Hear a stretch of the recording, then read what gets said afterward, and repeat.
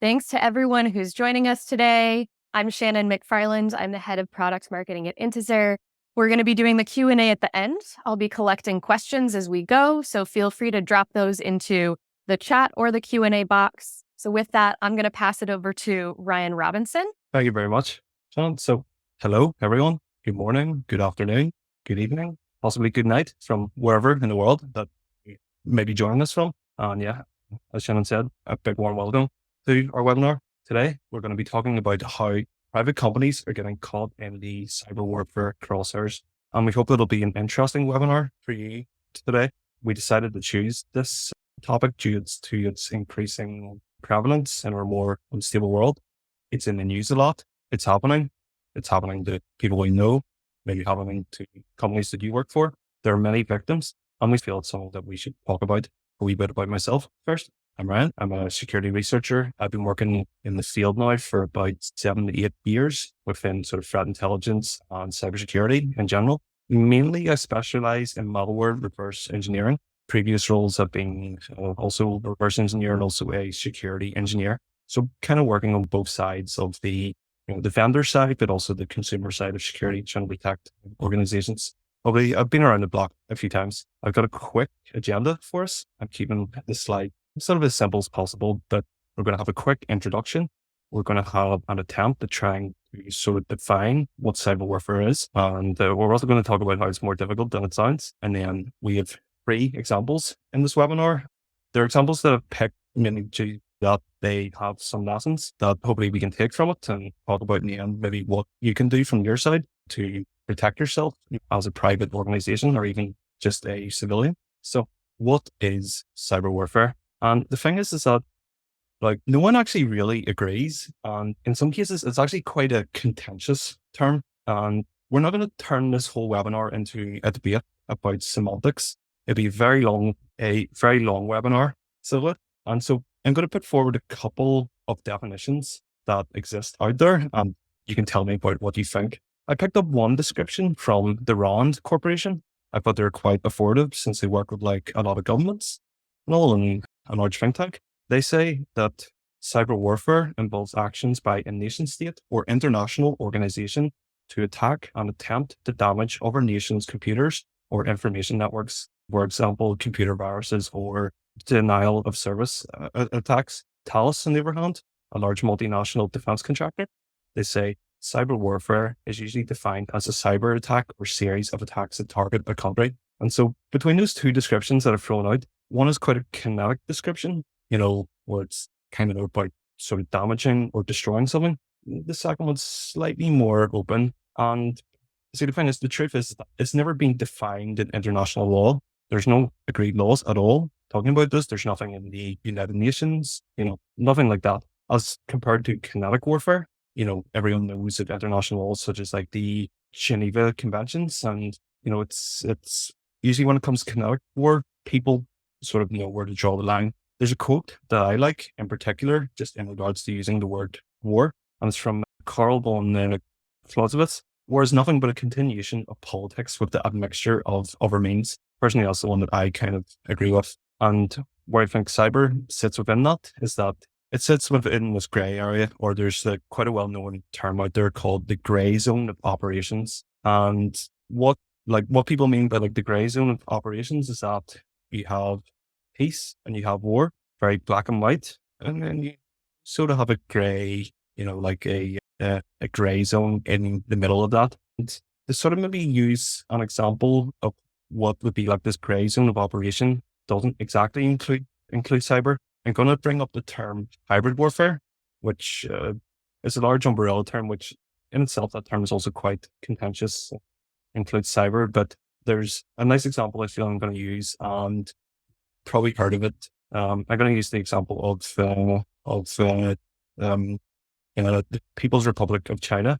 They have something that's called the Maritime Militia, and China is able to use the Maritime Militia to conduct hybrid warfare at seas. What the Maritime Militia is that it consists of many, many, many civilian vessels, many fishing vessels, and sometimes they sprinkle in a little bit of military hardware, in there sort of to enhance their operations. They've one really interesting sort of tactic that they're able to use. They're able to control sort of areas in the sea by sheer mass alone. And so they have something called a cabbage tactic. What a cabbage tactic is that they're able to take control of an island literally by swarming it with a huge amount of fishing vessels and cutting it off from the outside world. So they just form a big ring around the island. Any nation is looking to compete with it. If they send forward, say, a warship, since these are civilian fishing vessels, that warship can't do anything against those vessels lest they actually kind of violate the law. And since these fishing vessels are able to block off this island from the outside world, usually the Chinese, the PLAM Navy are able to operate within inside that kind of protective bubble of civilians and then take over the island. So that's kind of what like Grey Zone warfare is. There were no shots fired, nothing up, but the end result was the same as if it had been. The island gets taken over. So basically, my final opinion on what cyber warfare is, you may have a different opinion. I just see it as cyber operations that are used to achieve political goals. And, you know, we've had even sort of discussions, as Shannon mentioned, within the team where, you know, we haven't even amongst ourselves agreed really what it is. But sometimes I feel that trying to draw a box or kind of define what it is, it's less productive than actually talking about the problems of which we're going to talk about in this, mainly cyber for political reasons. I think that's less important than actually talking about the problem and opening our eyes to it. So that's it. Let's talk about it. We see that it is in the news a lot. I could plaster this slide in a million different headlines. You know, mainly we sort of pick these at random or what came up to us first. What's maybe interesting about all these stories that I do show on screen is that for every single one of them, there are victims that are either civilians or the private sector, private organizations. Because that's something that's very key in regards to, you know, what is cyber warfare. In regards to pros and cons, obviously pros and cons are different depending on, you know, where you're sitting, if you're the victim or the person looking to conduct it. I decided to take this from the approach of the person conducting it. What are the pros and cons of that? Starting with the pros. The first thing is that, as you said, the boundaries are not well defined. You know, the fact that the boundaries are not well defined, that very much goes in your favor. If you cannot, like, if you can't define the problem, what it is, you can't really respond to it. If a politician, you know, country, they're subjected to a cyber attack and they ask, like, what happened? Is it cyber war? Is it this, that, espionage? People go, they won't know how to respond to it, really. So that goes inside of people looking to conduct any sort of political actions using cyber. It requires less political capital, again, because the boundaries are not well defined. If you're looking to conduct kinetic warfare, you might need to go to your parliament to get the backing of them in order to send in troops. Again, there are international laws. You know, you have to fit within inside the United Nations, go to the Security Council. You know, with this, you can just start. No one's going to stop you. So less political capital, cheap, in sort of quotation marks. You know, when it comes to bombs and bullets and munitions, you need quite large productive capacities that are hard to get those things up and running. Whereas with a cyber weapon, a malware or something, you can build a new payload in instant, thousands. So relatively compared to physical missions, it's cheap. All you need is sort of have technical know-how and kind of the smarts in some people. There is a global reach. So if you take the example, maybe you're a small country, maybe you're even a landlocked country, you know, you don't have the abilities for force projection for something, you know, large like an aircraft carrier. Well, with cyber, you can still reach across the world. Instead of using the seas or the air, you can project power through cables, through wires, through bits. There's a large existing market. So I guess like the defense industry as a whole, you know, think of like the Raytheons, the Lockheed Martins, the BAE systems of the world. There's a private market that makes munitions and the governments will buy also for the same with cyber that exists. And it's almost even bigger because there's also a criminal market inside that as well. So there's a market and you can start buying capabilities off the shelf very quickly. When we come to the cons, I actually slightly struggled to come up with too many cons if you're looking to conduct cyber warfare. Like you want one that the victims can rebuild quickly. If you blow something up, it might take you a while to rebuild everything. But if you use a cyber attack, say a wiper to take over your computers, yes, it's quite painful and systems can be down. But usually organizations are up and running either in a matter of days or weeks or something. It just takes a skilled IT team to sort of flash everything and reinstall. But relatively, you can rebuild quite quickly after a cyber attack or move on to a different product. There are many things that cyber cannot achieve. Obviously, you're in the digital world, so the effects that you have to have need to be, which is maybe where you're not looking to have your maximum effect. So basically it is a tool in your arsenal if you're looking to conduct warfare, but it's not going to be the only tool. It's going to be something that's quite auxiliary to other methods. Those are the only cons I could come up with. It's not going to solve all your problems. We wanted to talk about how it differs from sort of regular cyber criminals. We have a few topics. One main thing is obviously motivation. Cyber criminals, I would say the vast majority of them, I'm going to say over 90%, it's focused on financial gain. Whereas for cyber warfare, it's going to be motivated by political issues. And so the way that it will manifest itself in difference is that the objectives that are being performed on the, if a cyber criminal is looking for financial gain, they're likely to steal information. Either the information gives them higher access to within the same organization, or they're going to try and monetize that information they directly steal, either by selling it or even a ransomware attack. You can monetize something that way. Whereas in cyber war, types of data that are stolen, they're not meant to be monetized directly, and so it sort of influences that they'll kind of want different things. And with political motivations, it can be more destructive in nature. If a cyber criminal kind of destroys something, they've actually lost that leverage to hold for any runs or kind of monetize it. Whereas politically, you might want to destroy something and you're happy to keep it at that. Another thing is the resources. I'm going to use a rule of thumb is that state-sponsored threats usually have more access to resources. Emphasis on the word can there, because when it comes to cyber criminals, that's quite a vast spectrum. It can range anywhere from a single person with a keyboard, used to target something like script kidding, but it can also, cyber criminals can go the whole way up to huge like cyber cartels that run like corporations. I think most people have probably heard about the Conti ransomware group, where they even had a HR department, they have performance reviews, employees of the month, things like that. But the rule of thumb is that if you're a state-sponsored threat, you have a lot more resources behind you. The state, they can purchase tooling, hire skilled employees, obtain exploits. There are many things you can do with the backing of the state. Probably the most important thing that the backing of the state will give you is legitimacy. So entities that conduct cyber warfare, either the nation state itself or an entity acting on behalf of the nation state, they will have legitimacy because technically what they might be doing might be justifiable under these laws. Something that can be illegal for, say, your average Joe to do with a keyboard, it can actually be legal for the government.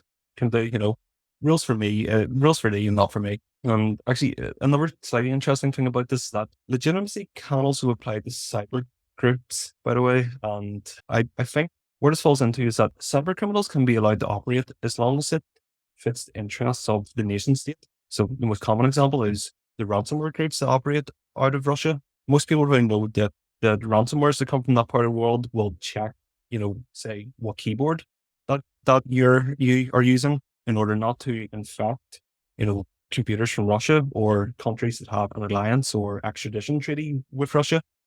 But the Russian state will tolerate that they're targeting, entities in the West and possibly even kind of encourage it. There's kind of an interesting parallel with hundreds of years ago where during the golden age of piracy, a pirate could actually get a letter from the government that would authorize them to pillage and plunder the merchant vessels of another nation to become a privateer. So as long as they left their own country's ships alone and that. So with that kind of definition and stuff out of the way, I want to talk about our examples. We want to talk about what does it look like in action. And so we're going to talk about the what's, the who's, the why's, mainly there are lessons that we want to learn from this. The examples then I'm going to go through now, they're slightly more recent. Everyone knows the very famous examples, the Stuxnets, the one occurring, the Sony hack, but where our furthest example back is we're going to go to 2022. We're going to go with the Viasat. So on the day that Russia started its invasion in February of 2022, thousands of Viasat modems were bricked by having their firmware wiped out. So how did it happen? Why? Well, they're a private communications company based in the United States. And Viasat, they offer a product that is satellite internet. This is being used by the Ukrainian military at the start of the war that allowed for field communications. And so how it would sort of work is that Viasat have a satellite, and then the people on the ground, they have a satellite dish called a link, and then they have a modem that is connected to that link, and then you're able to connect your computers to the modem. That is how you get your internet. That's how you communicate. Pretty hard to drag any Ethernet cable up to the field somewhere on the front line. So what had happened is that hackers from Russia, they managed to get into an administration panel for Viasat. They done this through exploiting a flaw within VPN configuration. So they were basically able to reach a site that they were never meant to reach. And when they got access to that site, they use some legit commands to deploy a malicious malware that flashed the entire memory of the modems. And you see that they were able to take out the communications to the computers they got. The wipers called acid rain. And attribution came through a couple of things. One thing was the timing, to do it on the very day that the war starts. It's slightly suspicious. It's basically meant to happen in coordination with the beginning of the invasion. The invasion had the maximum amount of impact. And so, said before, with hybrid warfare, it's a little bit of this, a little bit of that, but it aggregates. Another thing for attribution was the code itself.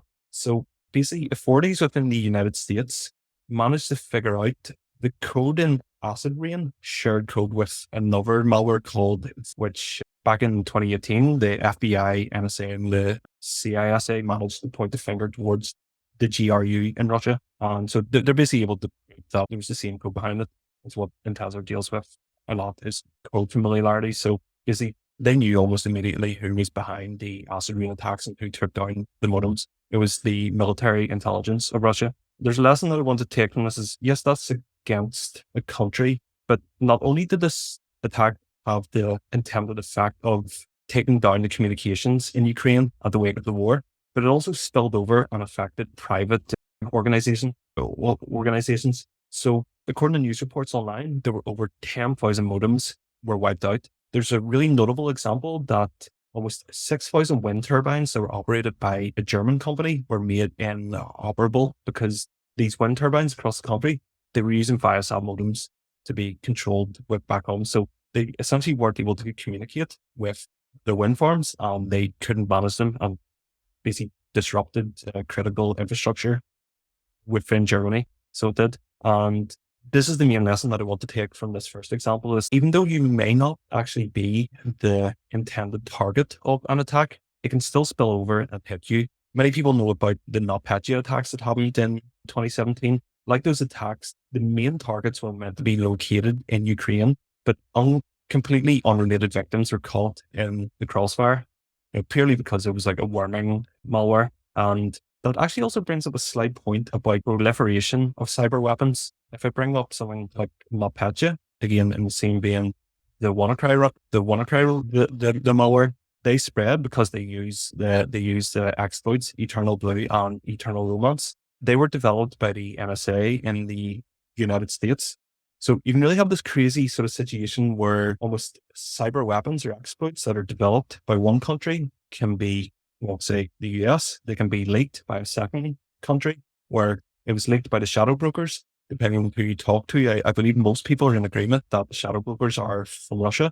So you have an American exploit leaked by the Russians that gets picked up, say, by the North Koreans, and they use that in a ransomware attack that spreads out everywhere, and you have such victims as like the British Health Service. So it's proliferation of cyber weapons is also talk about here. Talk about things getting out of hand. So main lesson, you may not actually be the intended target. It can still hit you. Our second example that I wish to talk about is something that we actually wrote a blog on, and there's a malware called SysJoker. It was actually first reported on by Intelzer in 2022. We discovered it kind of late to 2021. And how we first found it is that we got some alerts in the customer environment that were kind of small, and we went to kind of baseline a few unknown programs that were running in some of their cloud servers. And we found a Linux malware, of which we had no idea what it was, but it looked very, very interesting.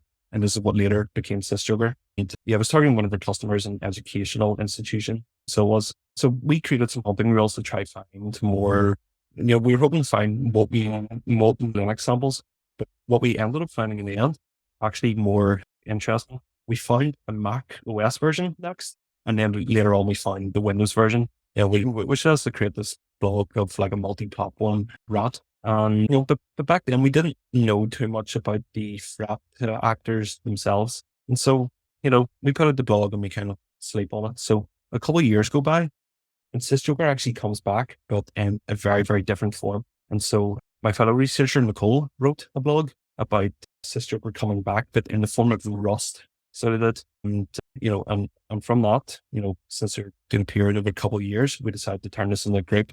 And actually, in the researching of this blog, we actually found what we called transitional fossils. There were intermediate Sysjoker variants that we found in the Rust version of the original variant we had. And one thing we also noticed, by the way, is that if you put out a blog, the threat actor will read it and they will change their malware accordingly. Quite scary. If you're keeping tabs on them, they're keeping tabs on you. But so once we decided to call the group Wildcard, there's actually a second name for them as well. Black Atom is the name that Google had given it. And so why did Google take a particular interest in it?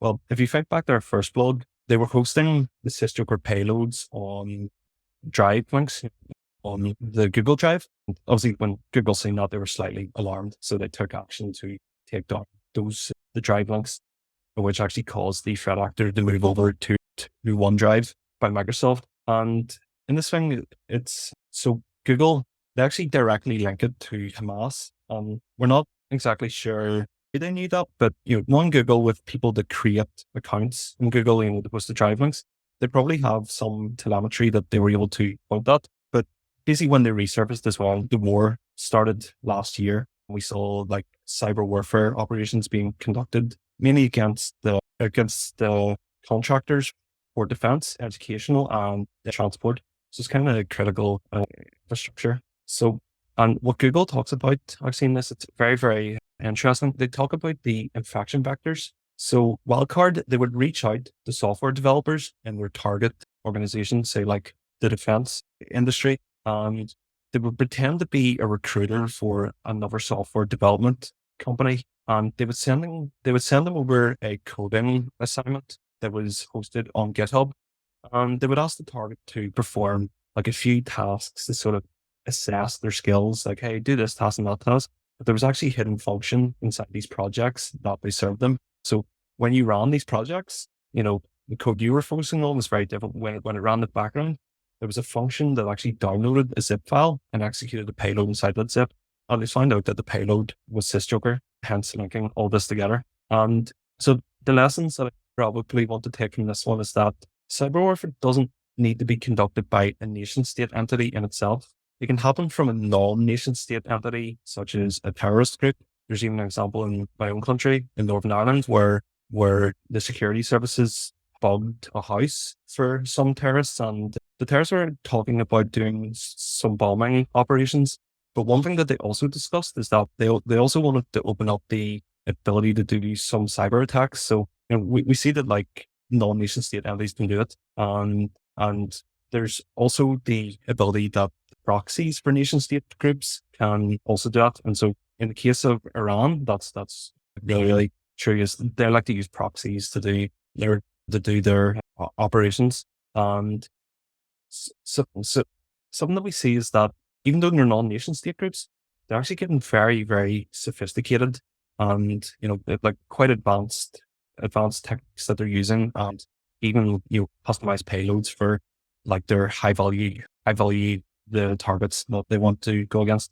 Another example that I want to take from this one particular example is that there's a large amount of legitimate services that they use in their attacks.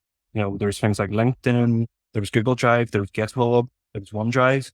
And, I kind of talk about how, one thing is that, if you're looking to protect yourself, traffic over these sorts of services can look very legitimate, but there's actually something quite dark going on underneath. And you maybe need to take that into account. But think about it from the other angle as well.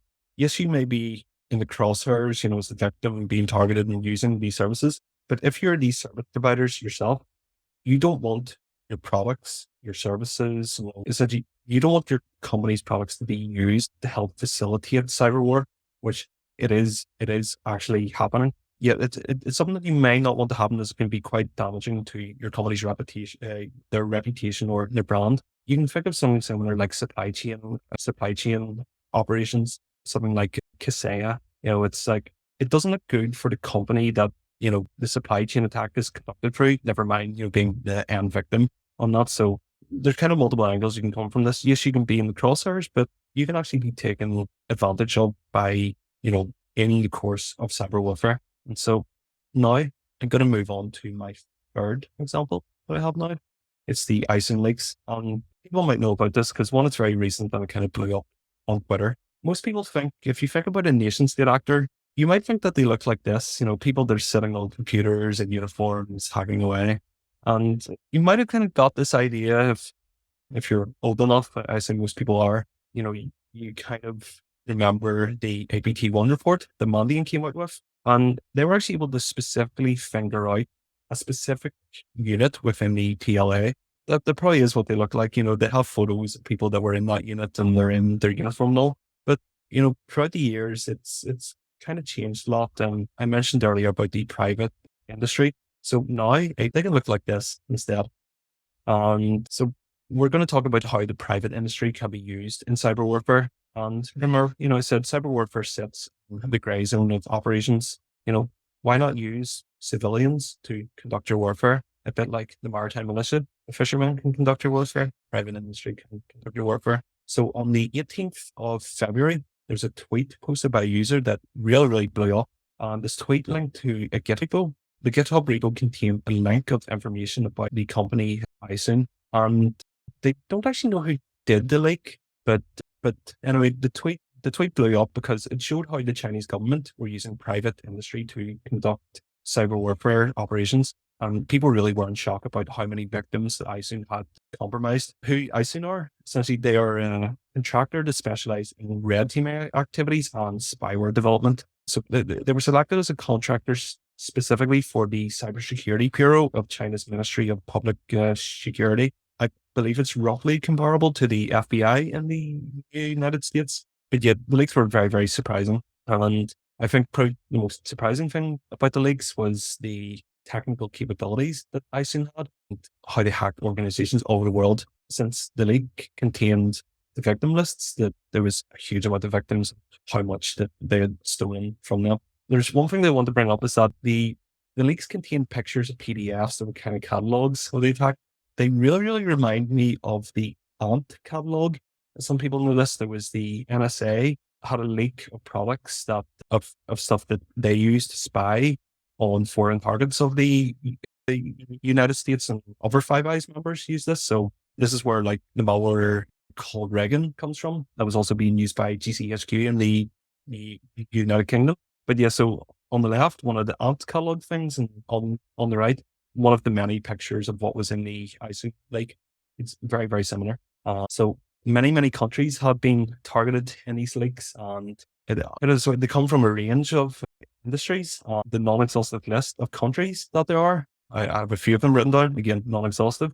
There was Pakistan, Kazakhstan, Kyrgyzstan, Malaysia, Mongolia, Nepal, Turkey, India, Egypt, France, Cambodia, Rwanda, Nigeria, Hong Kong, Indonesia, Vietnam, Myanmar, Philippines, Afghanistan, Taiwan. I think there might have also been the UK. They don't have a specific entity there, but they had some British government names that they were looking to go for, like sort of Chatham House and all, and GCHQ. One of the things that I wanted to bring up in this, because it's very interesting, is that they were targeting telecommunication companies, so like private telecommunication firms in many different countries. The reason why they did this is that from these telecommunication countries, they wanted to steal call detail records on the location-based services. The reason why they do this is that if you steal the call detail records, what they contain is essentially who called who, what number called what number and from where. And then if you link that with the location-based services, you can basically find out where that was from. So what this essentially gave them was the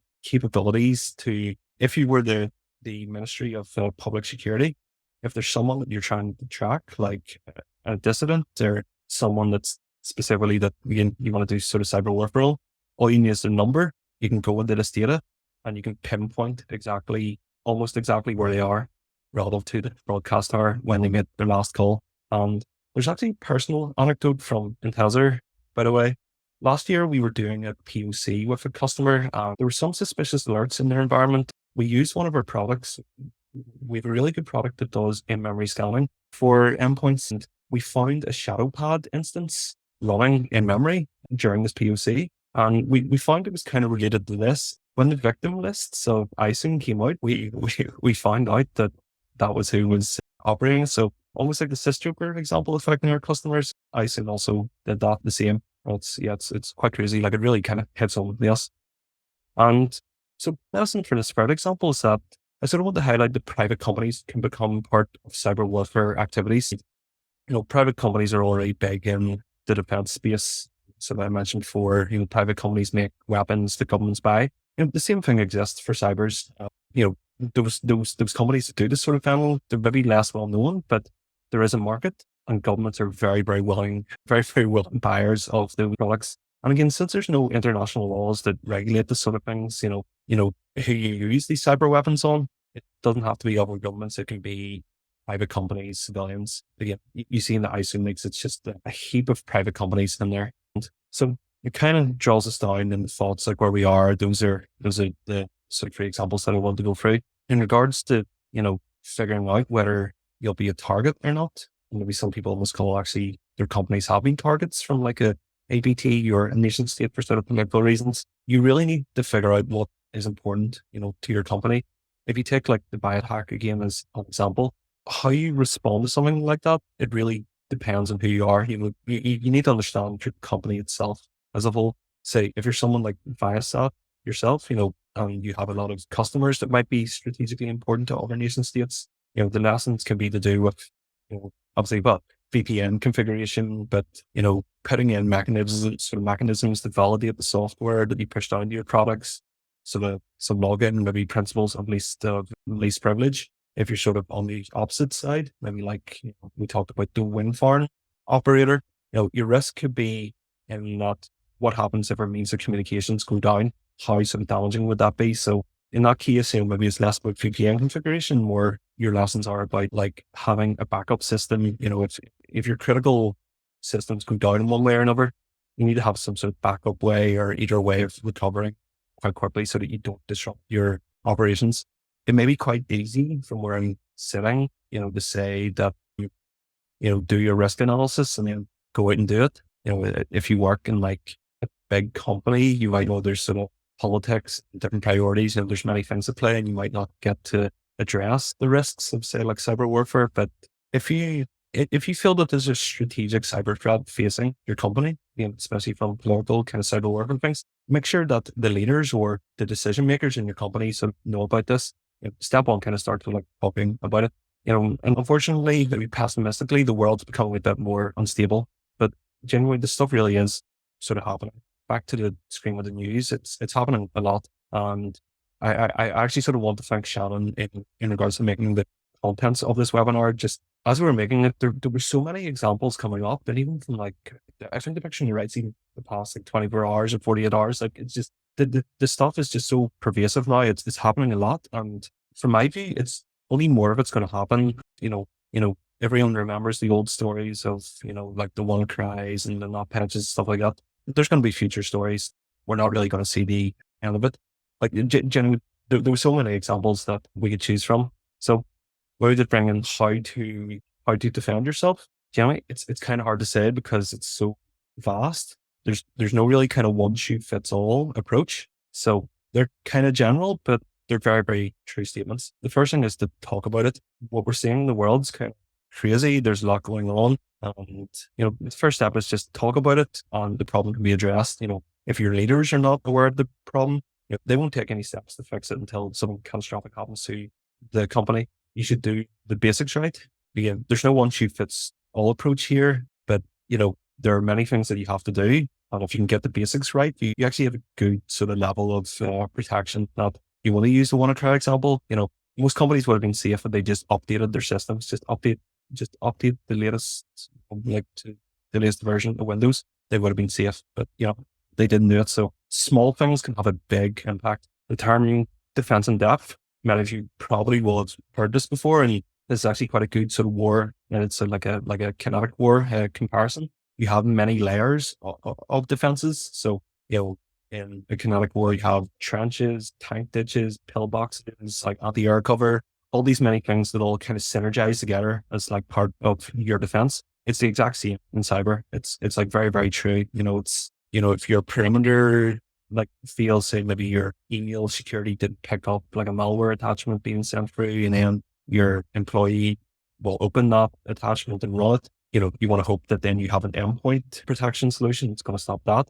If your endpoint protection solution, didn't work to stop it, then you're going to hope that you have maybe sort of network segmentation or your principles configured in such a way that you're going to minimize the damage. You need layers upon layers, and if one layer fails, the more layers you have, the less catastrophic it's going to be. So genuinely, defense in depth posture is what that I use.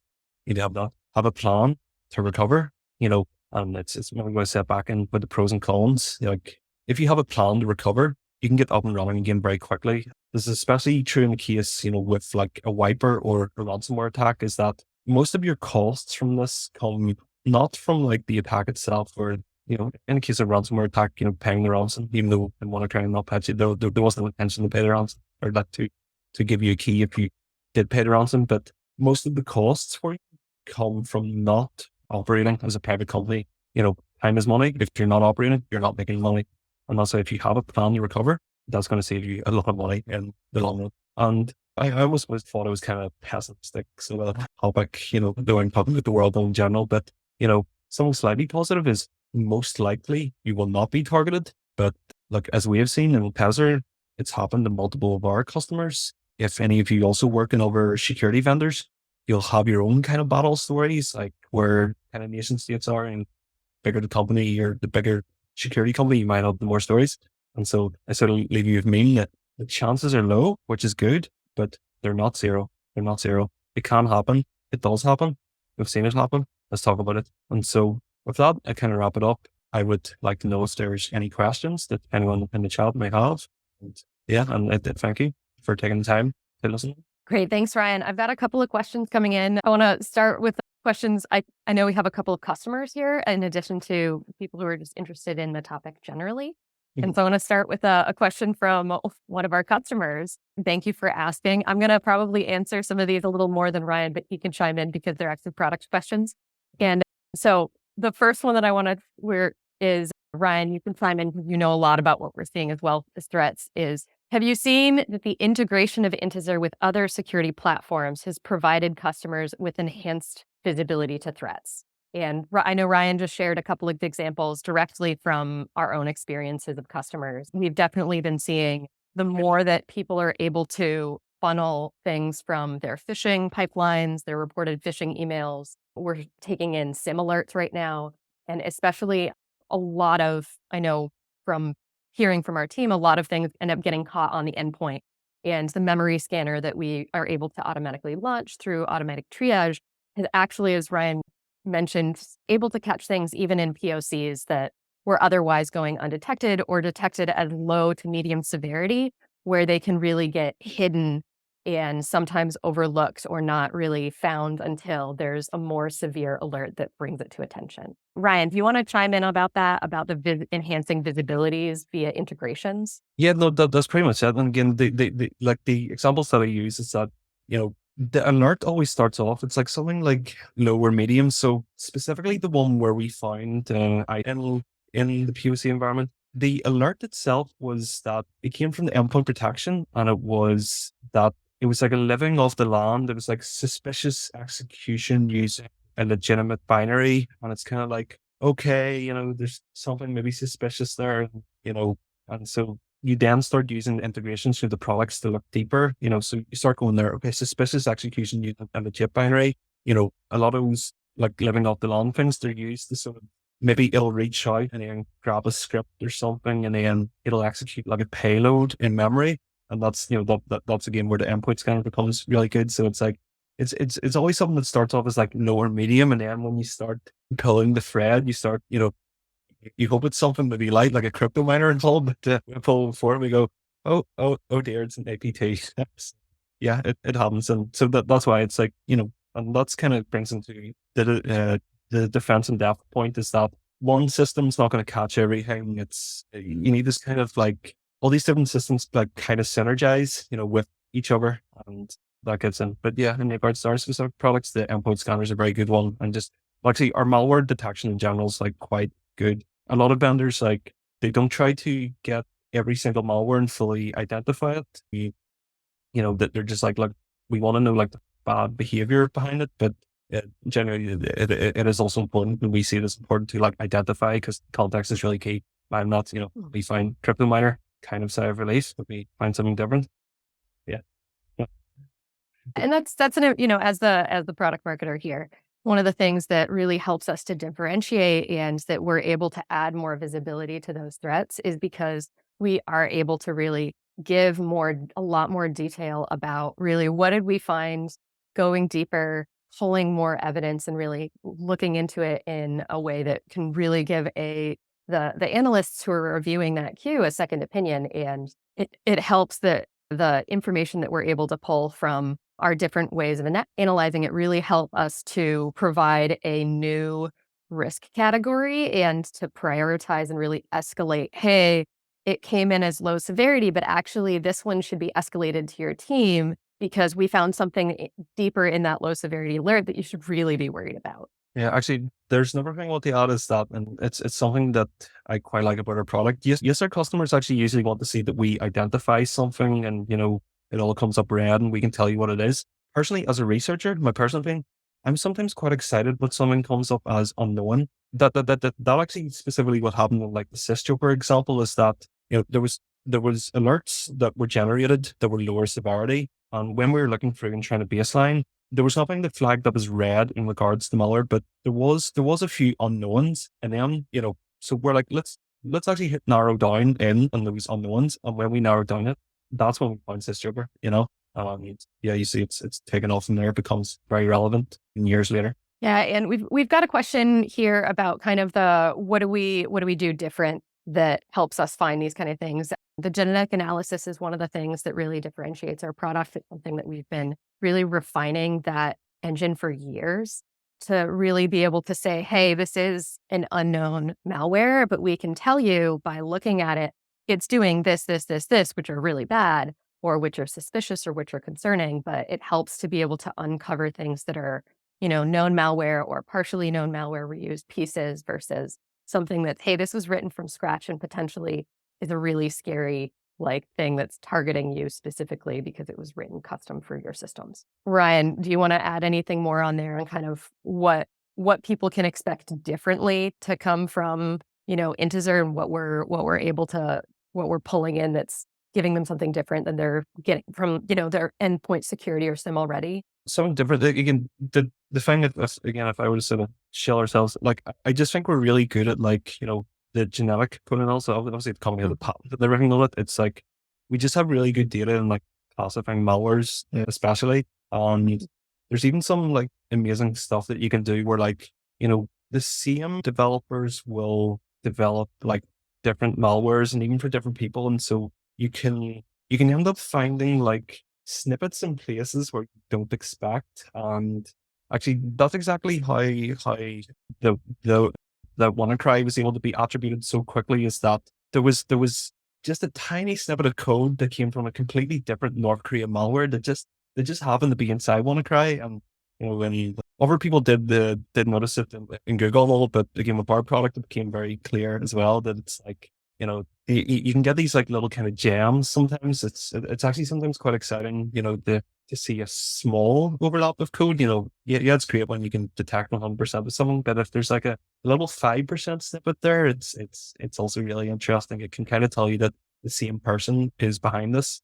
That personally, that's what I like more things is it's the code-based detection is amazing. If I give advice to nation states out there, a lot of them build custom malwares. To us, especially in Tether, it sticks out like a sore thumb. If you're using the same thing as everything else, you get kind of a Spartacus effect, where it's just if you say something like Cobalt Strike, it's okay, we can easily tell it's Cobalt Strike, but who it is, what behind it, their motives, I don't know. A lot of these APTs, they write their own custom malware. Again, to us, it sticks out like a sore thumb because it's so unique. Yeah. Yeah, I know you guys get really excited when you see those unique things that are doing something new and different. Just one more question from a customer here that I want to get to. And if someone else wants to add another question in here, feel free. This is another customer question. Any new future integrations coming up? And Ryan sees stuff on behind the scenes, what the product and research team are working on and seeing. So he might have a few thoughts on this. As far as from what I can say is from a product marketing perspective, We're already have introduced SIM integrations for pulling in SIM alerts. And that's definitely a focus for us right now that we're working on doing and setting it up in such a way that we can really pull in alerts from any SIM. So it's not a specific SIM. We already have multiple customers who are running SIM integrations right now that we've built with them. And SIMs are a little tricky on how to set them up and integrate them. It's not as simple as the API keys for our endpoint integrations, from what I understand. But that's a new thing that we're seeing a lot of customers implement, as well as making sure that they're not just using, our integrations for which can launch the endpoint scanner, but also bringing in phishing emails into Intezer through SOARs, phishing inboxes. We like using Sublime Phishing, who I know we're considering doing a future webinar with, if anyone interested in learning about Sublime and with that. And then another area, not an integration, but an area that I know Ryan might want to say something about that we're really interested in right now is correlation. So what we can correlate between existing integrations, where if you have a phishing integration, a SIM integration, an endpoint integration with us, what can we correlate between not just alerts coming from one source, but also from different sources, different malwares, and making sure that you get a full picture of what it is that you need and want to see. Ryan, do you want to say anything else about kind of what you're working on behind the scenes? Yeah, well, you sort of took the words out of my mouth with the correlation things that we're working on. It's, I talk about malware a lot. And in some ways, it's almost not like an easier solution for us because it was a very hard solution to come up with. But, sometimes with malware, it's packaged within that. And you just need to look at that. But it's great we can tell you what that is. But when it comes to incident response, you're like, okay, great. I know there's that problem, but where else have they been? It's, I don't just have endpoints. You've got like your SaaS products, they generate logs. So you've got your cloud environments, like your CloudTrail logs, your audit logs from say like your Google Workspace or your O365. And so that's mainly it. We're working on you want to respond and see where this has been. So it's like we're doing like correlation. It's everything that's across all your logs and SIEMs. You want that in one place so you're trying to understand your whole organization, and that's kind of what we're working on Spring was to tell. And yes, I do also want to say about the phishing solution. It's not a good job. So. And I know one of the things just that we're looking at, especially with phishing, is user validation and identity checks, especially when it comes to phishing. But it can also relate to things like SIM alerts.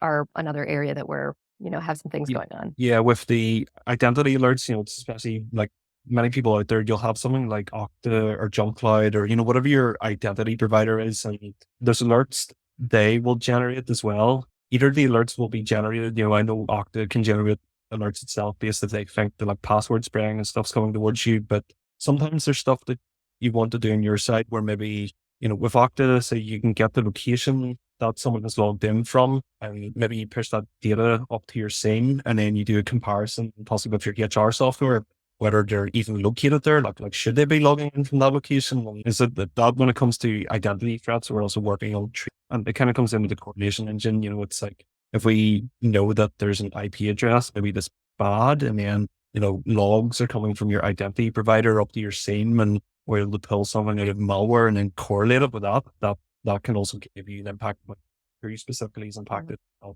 yeah, identity problems are a hard one, but also quite fun. Mm-hmm. All right, that wraps it up. any other free to follow up with me by email, and I'll make sure that Ryan and our team can get a response to you. So thanks everyone for joining us today. Bye.